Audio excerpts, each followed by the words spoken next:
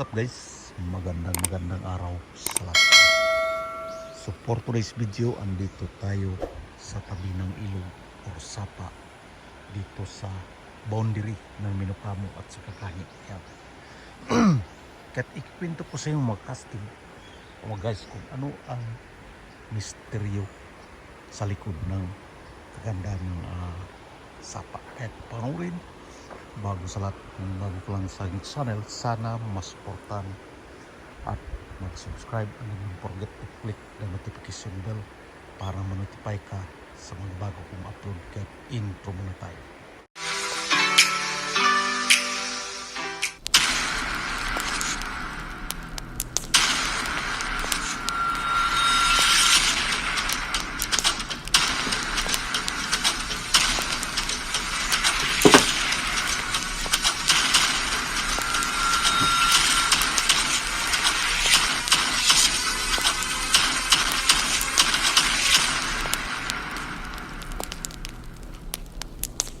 Alright guys, ngayong araw na to, dito naman tayo sa tabi ng ilog or sapa dito sa Minokamo. Kung mapansin nyo guys, makastig is malapit siya sa daming mga kawayanan. Ito ay tinatawag na bamboo tree. No?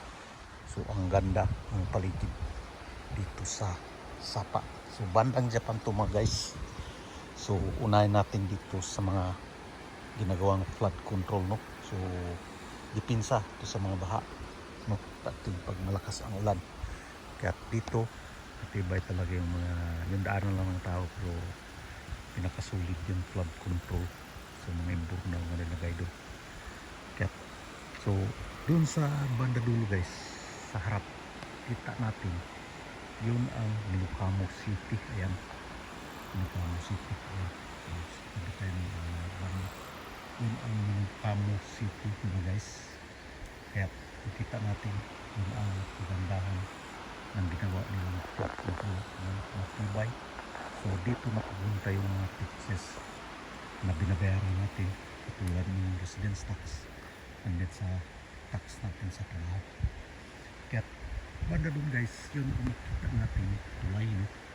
Mula Kani katulad Minokamo yun, Kani yung banda dito at Minokamo yung banda dun. Yan. Kaya dito sa likod magaganda ng sapa na to guys. So ikwento ko sa inyo ang mga kabalaghan, ang mga misteryo ang nagbalot dito sa kagandahan ng sapa yan.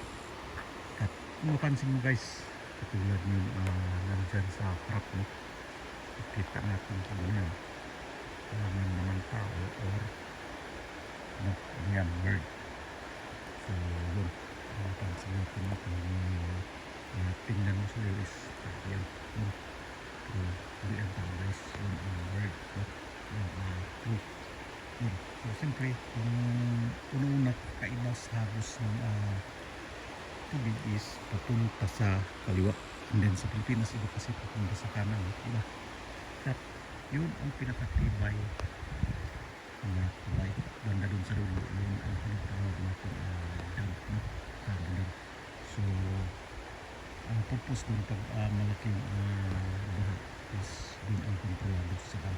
Yan, ganun katindi ang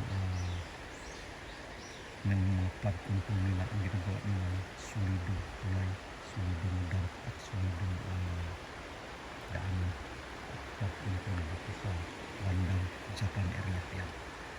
Kaya dito guys, ikwento ko sa inyo ang kabalaghan, kwento dapat natin malaman na dapat hindi tayo mag-dito bigay ng pwede natin pag may maligo dito. Kasi may nagtatanong sa akin mga guys kung bakit daw ay di pwede na pwede ba daw maligo dito, kasi muna bawal maligo dito. Kasi bakit kamo? Kasi yung dito sa Japan, banda Japan is nababalot ng napaligiran ng mga malaking company. At yung chemicals mo dun sa kumpanya is papunta dun sa ilog. At bawal talaga maligo dito. So ngayon mapo naman tayo dun sa kwento ng ganda ng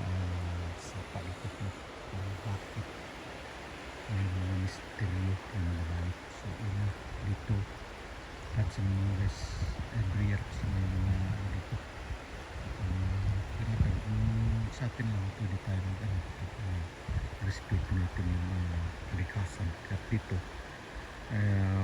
walang pakialam kasi iba-iba kasi yung mga tao dito sa Japan, no? May mga Brazilian at saka Pilipino, and then may mga iba't ibang lahi, no? So yung nagagalot natin dito na kasi dito sa ganapan sa Sapa dito is dami ng dami ng mga prema dito. So nakakatakot dito sa prema kasi sobrang delikado ito lang. Isa pa rin sa mga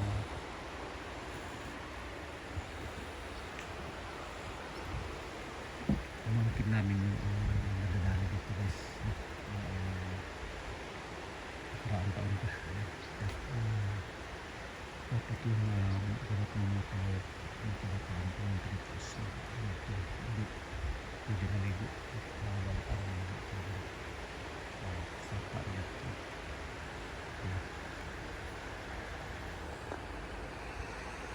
So yun lang mga kastig. So yun lang yung ating so siyempre mapansin mo dami din namasyal dito, no? Mga Japanese, Filipino at Brazilian, ibang klaseng mga lahi ng tao. Kaya dito hindi lang Pilipino yung dadadali dito, pati Brazilian, Japanese yung talagang naliligo din, talagang hindi na nakalabas ng buhay. So yun lang mga guys. So thank you for watching at God bless sa lahat ng buhay kayo.